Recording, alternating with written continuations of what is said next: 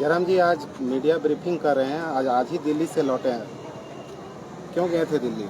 हाँ, दिल्ली इलाज के लिए गए थे और मीडिया से मुखातिब होने का भी कारण यही है कि हमें लगता है कि हम पब्लिक की प्रॉपर्टी बन चुके हैं। पब्लिक ने चंदा देकर मुझे चुनाव लड़ाया है, तब मेरा जीवन व्यक्तिगत नहीं रहा, तो इसलिए पब्लिक को जानने का अधिकार है। जानना इसलिए अधिकार है क्योंकि डॉक्टर का सख्त हिदायत है कि आगामी 10-15 दिन बिल्कुल वॉइस को रेस्ट करना है, और अगर हम पब्लिक को अपने बारे में नहीं बताएंगे तो शायद वो असमंजस की स्थिति में होगी। वह सुबह मेरे घर आ जाएगी, हमसे समस्या को लेकर आ जाएगी, और अगर हम उनकी समस्याओं को नहीं सुन पाएंगे, घर में नहीं रहेंगे, तो उनको भी बुरा लगेगा। तो इसलिए आज हम अपने बारे में भी थोड़ा बताना चाहेंगे। हालांकि स्थिति थोड़ा ख़राब है, रिपोर्ट है, और हालांकि सब चीज़ बताना नहीं चाहिए, लेकिन मैं बार बार कह रहा हूँ मैं पब्लिक की प्रॉपर्टी बन चुका हूँ। लोगों ने मुझे चंदा देकर चुनाव लड़ाया है, तो लोगों की मुझसे अपेक्षाएँ हैं, तो मेरा कुछ भी लाइफ पर्सनल रहा नहीं। तो फिलहाल दिल्ली में गए थे तो कुछ समस्याएं आई, जिसमें लंग्स और थ्रोट में इंटरनली मतलब अंदर साइड से छोटे छोटे घाव, मतलब इन्फेक्शन कह सकते हैं। मैंने थोड़ा अभी मामूली घाव का रूप लिया है, ये सारे रिपोर्ट्स हैं। और मतलब उसका रीज़न यही है कि बोलना, अगर आप बोलने, और हम तो 1 साल पहले ही मुझे वार्निंग भी मिली थी कि आप अगर बोलेंगे तो थ्रोट का प्रॉब्लम होगा, और प्रॉब्लम हो चुका है। यानी कह सकते हैं कि हम जानबूझ के एक्सीडेंट अपना करवा रहे हैं। बस रीज़न है कि जनता, जब भी जनता समस्या लेकर आती है हम भावनाओं में भर जाते हैं, चाहे पदाधिकारी रहो चाहे कुछ भी रहो, हम तुरंत उनकी समस्याओं का समाधान करने के लिए प्रयास करने लगते हैं। तो इसलिए थोड़ा सा आप जनता से हम कुछ दिन के लिए माफ़ी चाहेंगे, इसलिए आज मजबूरी में अपना रिपोर्ट भी हम लेके आए हैं। हालांकि आज से पहले 2 सालों से मैंने कभी नहीं कहा, लेकिन ये सत्य है कि मेरा 29 साल की उम्र में मैं आपको बताना चाहूँगा कि जितना मैंने पूरी ज़िंदगी में दवा नहीं खाया है, मात्र इन 2 सालों में खाया। जितना मेरा ज़िंदगी में पानी नहीं चढ़ा उतना पानी इन 2 सालों में चढ़ा। जितना रोग मेरा पूरा जीवन में नहीं हुआ था उतना इन 2 सालों में हुआ। तो फिलहाल लंग्स में और थ्रोट में अंदर साइड से छोटे छोटे मतलब दाग कह सकते हैं या हल्का मामूली घाव कह सकते हैं, ये उसकी रिपोर्ट है। और उसके लिए 15 दिनों का विशेष परहेज़ है, उसी को फॉलो कर रहे हैं, और उसी के लिए दिल्ली गए हुए थे। लेकिन चूँकि विधानसभा का चुनाव भी है और अपना पर्चा भी भरना था, तो प्रोटोकॉल को फॉलो करते हुए आना पड़ा। हालांकि डॉक्टर की हिदायत थी कि अभी 2-4 दिन दिल्ली में रुकें, लेकिन उस प्रोटोकॉल को फॉलो करने के लिए आए हैं। तो जरा मतलब संगठन के कार्य में अभी एक्टिव नहीं रहेंगे क्या? देखिए, अब हमें लगता है यहाँ से विश्राम तो संभव नहीं है, लेकिन कुछ प्रोटोकॉल और कुछ मर्यादाओं का अनुपालन करना होगा। अगर आप डॉक्टर की बातों को नहीं मानते हैं, आप वकील की बातों को नहीं मानते हैं, तो शायद टीचर की बातों को नहीं मानते, तो नुकसान तो होगा। और साल भर पहले ही मुझे डॉक्टर ने कहा था, और उन्होंने थ्रोट को ही कहा था कि आप थ्रोट की गंभीर बीमारी से ग्रसित होंगे, और साल भर सामने रिजल्ट है वही है। हमने बातों को अनसुना कर दिया, जनता के आंदोलनों में व्यस्त रहें, धरनों में व्यस्त रहें, सभाओं में व्यस्त रहें, जनता के हक अधिकार की लड़ाई में व्यस्त रहें। तो ये कह सकते हैं 29 साल की उम्र में एक युवा है। जहाँ 70 साल का कोई विधायक होता है तो मामूली खरोच आता है तो सीधे साउथ इंडिया भाग जाता है, कलकत्ता भाग जाता है, तो दिल्ली भाग जाता है। लेकिन 29 साल का युवा जिसका पूरा कैरियर पड़ा है, लेकिन उसने कभी अपने जीवन की परवाह नहीं की। और आज 2 गंभीर बीमारियों से, फिलहाल मैं 2 नई गंभीर बीमारियों से आपको परिचय करवा रहा हूँ। 12 जो है वो पुरानी बीमारी हैं। इसमें तमाम आँख का भी रिपोर्ट है, आँख में भी इशू आया है, लीवर का भी इशू है, बहुत सारे इशू हैं, मतलब 1 दर्जन इशू है। लेकिन 2 इशू जो नए आए हैं वो थ्रोट का है और लंग्स का है। आगे सवाल कीजिए। आगे ये जो चीख ज़्यादा बात करते हैं, आप भाषण देते हैं, उसका कारण है क्या? वही कारण है, जनता के लिए जो आप चीख करते हैं, मतलब वही आंदोलन में जाना, पब्लिक से मिलना, बातें करना, सभाओं में भाषण देना, वही कारण है। ये खास रहे उसी की वजह से क्या? अच्छा, जयराम महतो एक नए सिरे से राजनीति कर रहे हैं। पहले जिस टाइप का जेएसएससी का वैकेंसी निकलता है उस टाइप से विधायक बनने के लिए वैकेंसी फॉर्म भरवा रहे हैं। जी, देखिए, हम लोग कुछ नया करना चाहते हैं, और नया करने के लिए राजनीति में है, इसीलिए अड़चने भी आ रही हैं। जब से हमारी पार्टी का रजिस्ट्रेशन कंफर्म हुआ है, लोग मतलब एक किसी नवजात पर चील को वे झपट्टा मारते हैं, उसी तरह का नए जीव की तरह हम एक कोई नया जीव हैं, कोई छोटा सा पक्षी हैं, एक छोटा सा जीव हैं, और बाकी जो राजनीतिक दल, उनके साजिशकर्ता, कुछ यूट्यूबर्स एक झपट्टा मार रहे चील और गीद की तरह। जब से मेरी पार्टी का रजिस्ट्रेशन हुआ है, स्वाभाविक है आपके मन में भी कुछ नाम आते होंगे, तो इन चुनौतियों से कैसे निपटे उसके लिए भी हम लोग तैयार हैं। लेकिन जेन्युइन सवाल है जयराम जी, आप आंदोलनकारी का पार्टी कहते हैं, गरीब लोगों का पार्टी कहते हैं, और फिर फॉर्म भरने के लिए 5,000 दे रहे हैं। देखिए अनिल जी, आप अगर है तो आप मेरे फॉर्म में कहीं नहीं लिखा है कि हम 5,000 डिमांड किए हैं। किसी भी प्रत्याशी ने अगर फॉर्म 5,000 रुपए के लिए लिया है तो मैं सख्त हिदायत दूंगा कि वापस कर देंगे।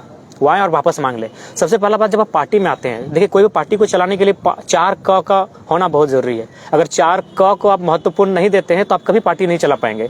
1 क से होता है कार्यालय, 1 क से होता है कार्यकर्ता, 1 क से होता है कार्यक्रम और 1 क से होता है कोष। बिना कोष का कोई राजनीतिक पार्टी नहीं चलता है अनिल जी। तो सुनिए, हमारे पार्टी का संविधान, जो भारत का जो संविधान है ना, जहां 1951 आर्टिकल के तहत जब आप पार्टी का रजिस्ट्रेशन करते हैं ना, तो वहां आपको तमाम अनुच्छेद बना के देने होंगे कि आप कई साल में मीटिंग करेंगे, कितने महीनों में आपकी जिला की मीटिंग होगी, आप जो सदस्य बनाएंगे उसका शुल्क क्या होगा। ये संवैधानिक है। तो सबसे पहले जो जान वो राजनीति को नहीं जानते हैं, जो गला फाड़ के चिल्ला रहे हैं, हल्ला कर रहे हैं। हमारे पार्टी के संविधान में जो दिल्ली के चुनाव आयोग से मान्यता प्राप्त है, वहां स्पष्ट शब्दों में लिखा है कि जो हमारी पार्टी में केंद्रीय पदाधिकारी, केंद्र सदस्य होंगे, उनको 5,000 रुपए शुल्क वार्षिक लिए जाएंगे। जो जिला में होंगे उनको 3,000 शुल्क लिए जाएंगे। जो प्रखंड और पंचायत में होंगे उनको 2,000 रुपए शुल्क लिए जाएंगे। उसके बाद अगर मान के चलिए कोई अगर केंद्र में भी नहीं है, कोई अगर जिला में भी नहीं है, तो कोई भी पार्टी, आपको भी मालूम है, कोई स्कूल रहे, कोई अस्पताल रहे, चाहे कोई चैरिटी रहे, कोई संस्था रहे, वो डोनेशन से चलती है। और डोनेशन कोई गलत चीज नहीं है। जब स्कूल डोनेशन से चलता है, जब अस्पताल डोनेशन से चलता है, कोई संस्था डोनेशन से चलती है, तो नो डाउट बाकी जो लोग हैं वो अनुदान के रूप में उनसे ले रहे हैं। पार्टी में विधायक बनने के नाम से, फॉर्म के नाम से कोई ऐसा नहीं। हाँ, इसी मौके में चूंकि हम लोग को सब काम एक साथ करना था, समय नहीं है, सदस्यता अभियान भी चलाना था, और जो लोग प्रत्याशी बन रहे वो हमारे केंद्र कमेटी के मेंबर भी हैं। जो नए भी फॉर्म भरेंगे उनको भी 5,000 रुपए देने होंगे, चूंकि हमारे पार्टी के संविधान में वर्णित है। और आप जब पार्टी चलाते हैं तो पार्टी का जो संविधान आपको जो मान्यता मिला, जिसका हम लोग रजिस्ट्रेशन नंबर मिला है, उस रजिस्ट्रेशन नंबर को जब हम लोग लिए तो उसके लिए हमें एक संविधान वहां देना पड़ता है। हर पार्टी का अपना एक संविधान होता है। तो हम लोग जो भी काम कर रहे हैं, अपना जो पार्टी हमारा है JLKM, उस पार्टी के संविधान के अनुरूप कर रहे हैं। आज आप भी नामांकन फॉर्म लिए हैं, कौन सीट से आप लड़ने जा रहे हैं? देखिए, उसकी अभी सार्वजनिक घोषणा हम नहीं कर सकते हैं, वो गोपनीय विषय है। पार्टी की कुछ चीजें प्रोटोकॉल में होती हैं और सभी प्रत्याशियों को ये मैंने अधिकार है कि वो 5 सीटों तक अपना चॉइस कर सकते हैं, 1, 2, 3, 4, 5 करके। हम भी अपनी 4-5 सीटों पर चॉइस करेंगे। केंद्रीय अध्यक्ष भी फॉर्म लिया? क्यों नहीं लेंगे? केंद्रीय अध्यक्ष पार्टी के संविधान से ऊपर नहीं है, तो हमने भी फॉर्म लेने का काम किया है। अच्छा, मैनिफेस्टो कब जारी कर रहे हैं? आपने तो फॉर्म भराना शुरू कर दिया। देखिए, मैनिफेस्टो जब भी चुनाव आता है ठीक उससे आचार संहिता के आसपास जारी होगा। हमने मैनिफेस्टो ड्राफ्टिंग कमेटी का अध्यक्ष और उनके सदस्य बनाकर टीम जारी भी कर दिया है। वे जल्द रिपोर्ट सौंपेंगे, हम लोग प्रेस कॉन्फ्रेंस करके सार्वजनिक कर देंगे। लोकसभा चुनाव के बाद जयराम महतो अपना संगठन को मजबूत पा रहे हैं कि कमजोर पा रहे हैं? बहुत मजबूत पा रहे हैं। लोकसभा चुनाव के बाद बहुत मजबूत पा रहे हैं और इसमें कोई किंतु परंतु नहीं है। पार्टी का रजिस्ट्रेशन हो गया तो क्या लगता है आपको विधानसभा के चुनाव से पहले आपका सिंबल आ चुका है? तो सिंबल बिल्कुल मिलेगा, हमारा सिंबल मिलेगा। सिंबल मिलने में कोई रोक टोक नहीं होगी। जयराम महतो को ही सिर्फ टारगेट क्यों किया जा रहा है झारखंड में? देखिए, आप नाम लेके ही बोलिए ना, हमको आप कोई परहेज नहीं उनका नाम लेने से। बोलिए कौन टारगेट कर रहे हैं? कुछ तथाकथित पत्रकार अपने आप को कहते हैं, देखिए, सबसे जो आपके हर एक एक्टिविटी को वॉच करते हैं बहुत माइन्यूटली और उसमें हर एक चीज में कमेंट करते हैं। देखिए, अब मैं विस्तार पूर्वक बता देना चाहता हूँ। देखिए, ये मानव की ह्यूमन साइकोलॉजी होती है।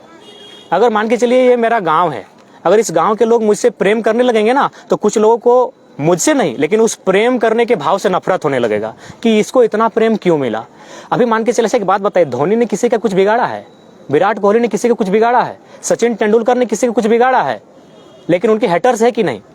तो लाइक दैट, जब आप सक्सेस होते हैं, जब आप अच्छा काम करते हैं, तो कुछ लोग हेटर्स मिलते हैं। देखिए, एक आलोचना अलग होता है, हेटर अलग होता है। जैसे मान के चलिए मैं भरे मंचों पर धोनी के ड्रीम 11 का खिलाफ करता हूं, रोहित शर्मा रहे चाहे विराट कोहली के विदेश में शादी करने का भी मैं खिलाफ हूं। लेकिन जब भारत को जरूरत पड़ती है कि 3 विकेट गिराए, मैं चाहता हूं कोहली शतक बनाए। इसका मतलब मैं उनका हेटर नहीं हूं, मैं उनका आलोचक हूं कि आपने विदेश में शादी किया, आपने ज्वेलरी ऑस्ट्रेलिया से मंगाया, आपने पानी का बोतल फ्रांस से मंगाया, तो मैंने उनके इस व्यवहार की आलोचना की, मैं उनका आलोचक हूं। लेकिन ये जो लोग हैं मेरे आलोचक नहीं है, मेरे हेटर है।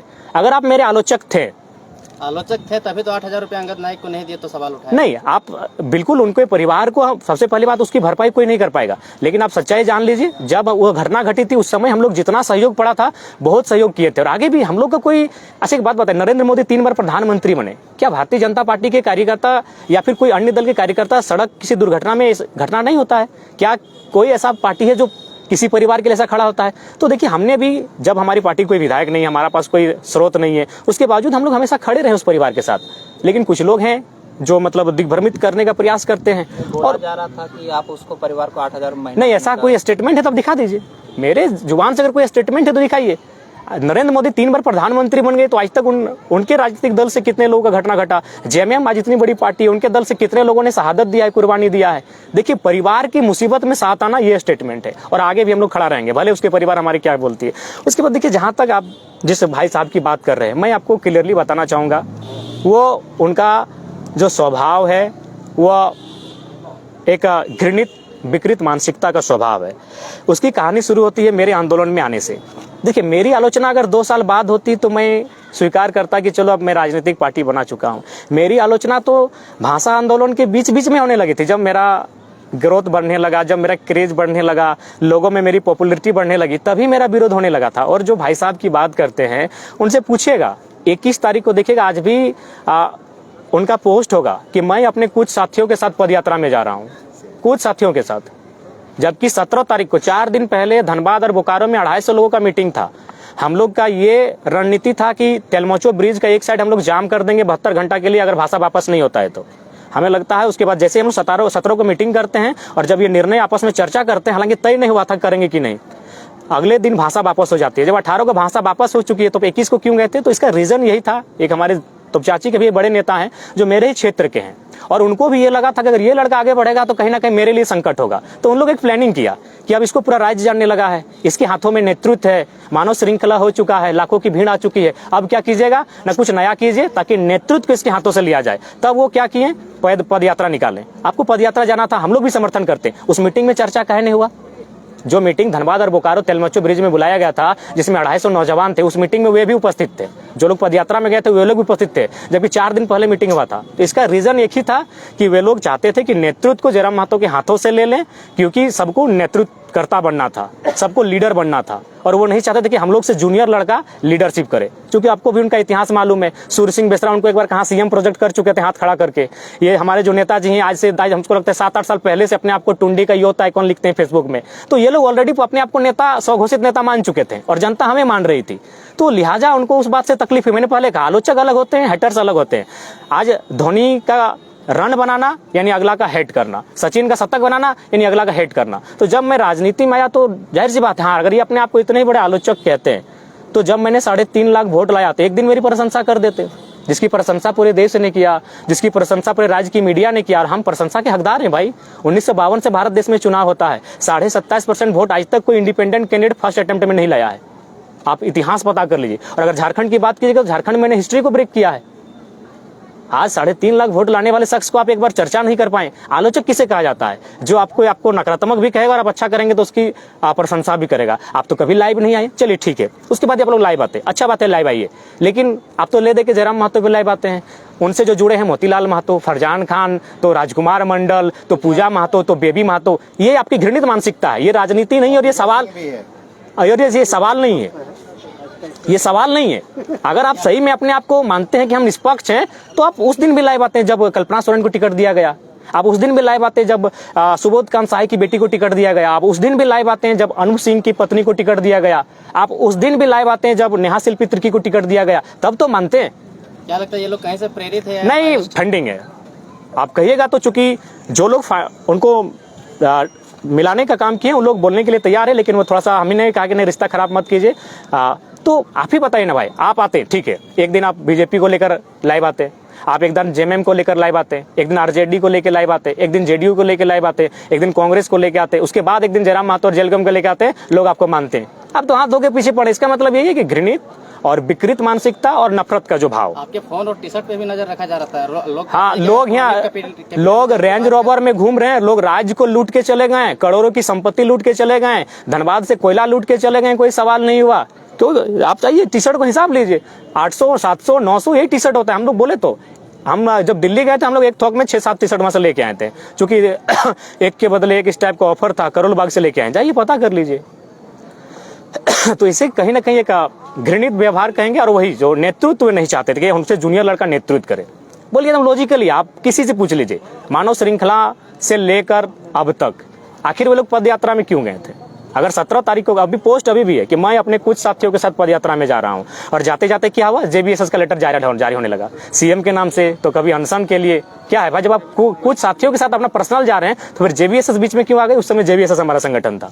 जयराम को इससे ज्यादा नफरत झेलना पड़ेगा चुनाव के समय में? नहीं, हम लोग तैयार हैं, और हम अपने नफरत करने वालों से भी कहेंगे धीरज रखिए। हम सुरेश महतो के वंश में से आते हैं। सुरेश महतो की यही हत्या हुई थी, हत्या होते होते उन्होंने कहा अरे अभी जिंदा हैं, मार के तो जाओ, बच गए तो ठीक नहीं होगा। जब उनको मारा गया तो पूरा भौरा में जश्न मनाया था उनके दुश्मनों ने। तो जो लोग नफरत करते हैं, धीरज रखिए, हमारी भी आयु जब निकट आएगी हम आपको भी जश्न का मौका देंगे। अभी कुछ साल जीने दीजिए। आप जो नफरत करने वाले हैं उनकी नफरत को भी स्वीकार करते हैं। अब आप बात करते हैं यूट्यूबर्स की।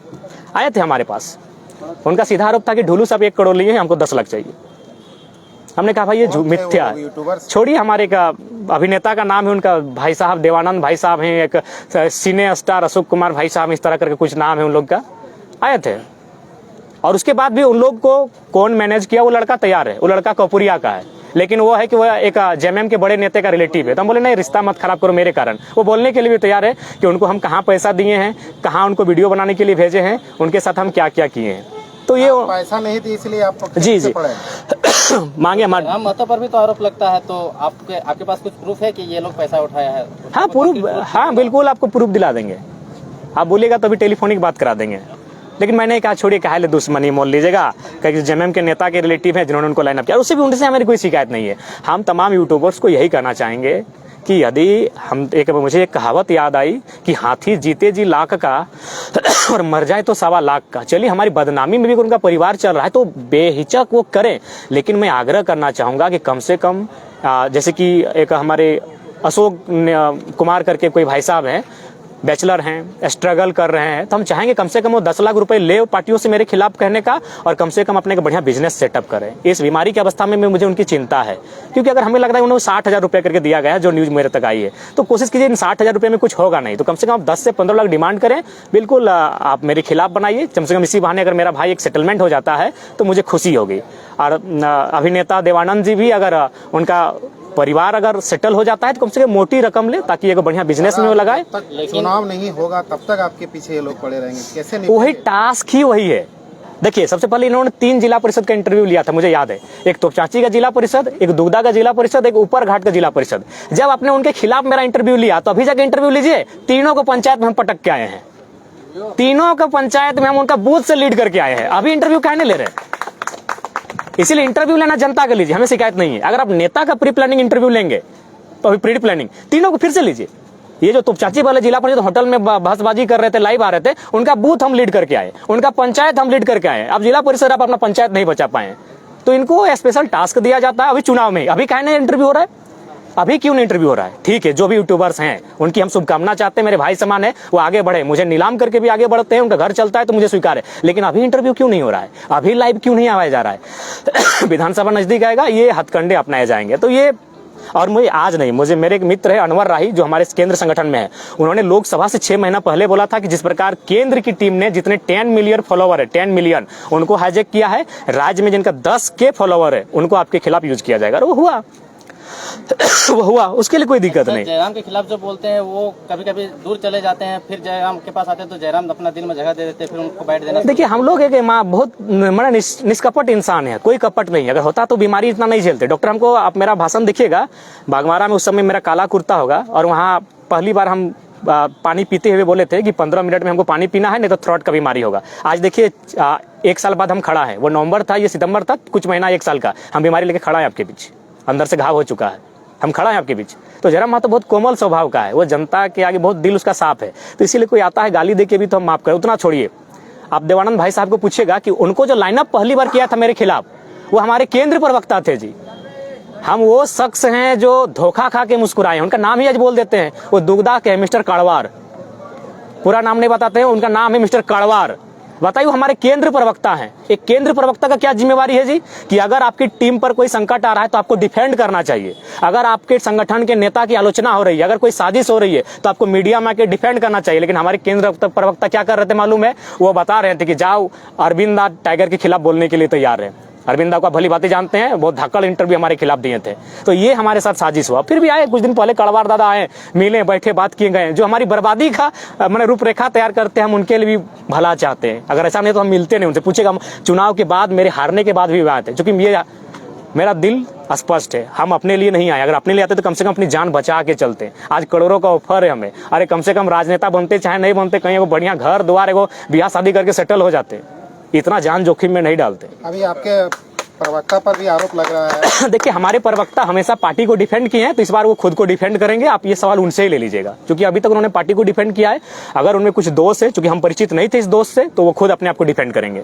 जयराम महतो गरीबों का नेता कहते हैं, आजकल अमीरी दिखने में आ रहा है। बताइए कौन सा अमीरी रख रहे हैं, दिल्ली में जाके इलाज कर रहे हैं, यहाँ के गांव घर के लोग गांव घर में नहीं देखिए, रिम्स में इलाज कराते हैं। नहीं देखिए, आप भी जानते हैं कि रिम्स की व्यवस्था क्या है, ये किसी से छुपा नहीं है। और ये इलाज हम अपनी खुशी से नहीं करा रहे हैं। मेरे दोस्त हैं वहाँ, वे लाइन अप कर रहे हैं। हम हैदराबाद भी गए थे, हम लगभग 15-20 दिन हैदराबाद में रह के आए थे। हम दुर्गापुर मिशन से भी इलाज कराए हैं। सवाल यहाँ जब जीवन पे आन पड़ती है तो बहुत सारे लोग आते हैं जो आपको चाहते हैं, वो खर्च करने के लिए तैयार होते हैं। तो इसमें इलाज से आप देखिए, आप किसी के इलाज से अगर गरीबी अमीरी को जोड़ेगा तो बड़ा दुर्भाग्य है। दादा, एक विधानसभा से 15-20 लोग ने फॉर्म लिया, जमा भी किया, कैसे आप चयनित कीजिएगा कि उनको उम्मीदवार उतारिएगा? देखिए, टीम तय हुए हैं वो टीम ही तय करेगी कि मैंने कैसे चयन करना है। संसदीय बोर्ड है, स्क्रीनिंग कमेटी है, समन्वय समिति है, वो टीम ही है और टीम के माध्यम से ही तय होंगे। क्या आगे जो आपकी सभाएं वो क्या होगी कि रद्द हो जाएगी? देखिए, अभी फिलहाल तो हम स्थिति में नहीं है कि अब 10 दिनों तक हम लॉर्ड वॉइस में बोल सके। और ये 13 तारीख है और 13 के बाद हम मीडिया से दर्शन अब 25 तारीख के बाद ही देंगे। मीडिया से मेरा दर्शन भी अब 12 दिन नहीं होगा, क्योंकि अंदर से थोड़ा सा बहुत हम तकलीफ में। जयराम जब स्टेटमेंट दे रहे थे कि सबका RTI मार के रखे हैं, सबका चुनाव से पहले काला चिट्ठा निकालेंगे, कहा कुछ नजर नहीं आ रहा है। आएगा हर एक विधानसभा में, जब उनके विधानसभा में जाएंगे ना तो बाकायदा नाम के साथ बताएंगे कि इन विधानसभा जेबी केसेस में गुटबाजी चल रहा है क्या? कुछ दिनों को आपके ही नेता मतलब अलग से प्रेस कॉन्फ्रेंस कर रहे थे और कुछ। देखिए, सबसे पहला बात, अनिल जी एक बात कहना चाहेंगे, प्रेशर करके कोई टिकट नहीं ले सकता है। अगर धनबाद का प्रत्याशी धनबाद में प्रेस कॉन्फ्रेंस टिकट नहीं मिलता है, आप जनता के बीच रहिए। आप मेरे प्रत्याशी से पूछिएगा तो किसने समीक्षा बैठक अभी तक किया है? जयराम महतो के अलावा एक प्रत्याशी ने समीक्षा बैठक नहीं किया है। बाहर भैया, बूथ कमेटी आप नहीं बनाएंगे, हारने के बाद समीक्षा बैठक भी आप नहीं करेंगे, खाली चुनाव लड़ेंगे क्या पार्टी में? पार्टी के लिए आपने क्या दिया? पार्टी ने आपको दिया एक सम्मान दिया, तीसरा स्थान दिया। इससे पहले भी बहुत लोग चुनाव लड़े हैं, 3-4 लोग हमारे साथी चुनाव लड़े हैं, 1000, 800, 1200 वोट लाते थे, आज 80,000, लाख, 1.25 लाख, 1.5 लाख वोट लेके आए। तो जेबी के संगठन ने आपको इतना बड़ा सम्मान दिया, अब संगठन को आप क्या देते हैं, ये सबसे बड़ा विषय है। आप अब विधानसभा के चुनाव में अपना बूथ, अपना पंचायत कम से कम लीड करवा के दीजिए। आप लोकसभा में जिसको टिकट दिए थे वो विधानसभा में नजर आएंगे कि नहीं? देखिए, अगर वो फॉर्म डाले हैं और अगर वहाँ कोई प्रत्याशी कंपटीशन में नहीं दिखा और लगा कि नहीं इनका चेहरा जाने से ठीक रहेगा तो जाएंगे। और नहीं तो ऐसा नहीं कि जो 7% 8 के 8 लड़े थे, 8 विधानसभा में दिखेंगे, 2-4 लोग चुनाव लड़ाएंगे भी। तो आप लड़े, अब लड़ाइए। बांग्लादेश का जो मुद्दा है बहुत ही गर्म है, आप क्या कहना चाहेंगे? देखिए, उस पर हमें के बाद ही वो देखिए, सबसे पहला बात, जो छात्रों की क्रांति थी वो अलग विषय, लेकिन उसके बाद वहाँ के अल्पसंख्यकों को जो टारगेट किया जा रहा है ये दुर्भाग्यपूर्ण है। और मानवता के नाते मैं उनके साथ खड़ा हूँ और मैं यूएनओ से बाकायदा, यूएनओ को चाहिए इस मामले में हस्तक्षेप करे और जो वहाँ बांग्लादेश में रहने वाले जो अल्पसंख्यक लोग हैं उनको सुरक्षा कैसे मिले, उनका अस्तित्व कैसे बचे, उनकी हिफाजत कैसे हो, इस पर भारत सरकार के साथ साथ जो संयुक्त राष्ट्र संघ है उनको हस्तक्षेप करते हुए इस मामले में उनकी सुरक्षा की पुख्ता गारंटी करना चाहिए। शेख हसीना को भगाया जाना अपने ही देश से कैसा लगता है? देखिए, अगर मान के चलिए, अगर जनता के अनुरूप कार्य नहीं करेंगे तो श्रीलंका के राष्ट्रपति भी भाग गए। ऐसी घटनाएं असम में भी विधायकों के साथ हुई है। अगर आप जनता को ज्यादा सताइएगा आज, तो हमें लगता है कि जनता एक दिन जब भूखी प्यासी हो जाएगी तो गोली खाने के लिए भी तैयार हो जाएगी, सड़कों पे आ जाएगी। तो इसीलिए वैसा स्थिति ना हो, इकोनॉमी पे बात होना चाहिए। अभी देश के प्रधानमंत्री गैर जिम्मेवार स्टेटमेंट दिए, लेकिन किसी ने आलोचना नहीं किया। किसी मीडिया ने पूछा कि देश की इकोनॉमी ऐसी हो रही है, केस है कि अमीर अमीर हो रहा है और गरीब गरीब हो रहा है, तो बोले क्या सबको बराबर कर दें? बताइए, स्टेटमेंट ये तो नहीं, बिल्कुल सबको बराबर करना चाहिए। बराबर करने का मतलब है कि उसमें अंतर नहीं होना चाहिए। एक ऐसा स्थिति बनाइए कि किसी में अंतर ना हो, सबको बराबरी में आने का अवसर मिले। तो आज इकोनॉमी इतनी गैप है और उस पर कोई सवाल ही नहीं ले रहा है। अगर कोई सवाल कर रहा है तो देश के प्रधानमंत्री मजाक करके निकल जा रहे हैं कि सबको गरीब कर दें क्या, सबको अमीर कर दें क्या। एक देश के प्रधानमंत्री के सवाल नहीं होना चाहिए। तो अगर ऐसी स्थिति होगी तो युवाओं में, जनता में आक्रोश होगा ना।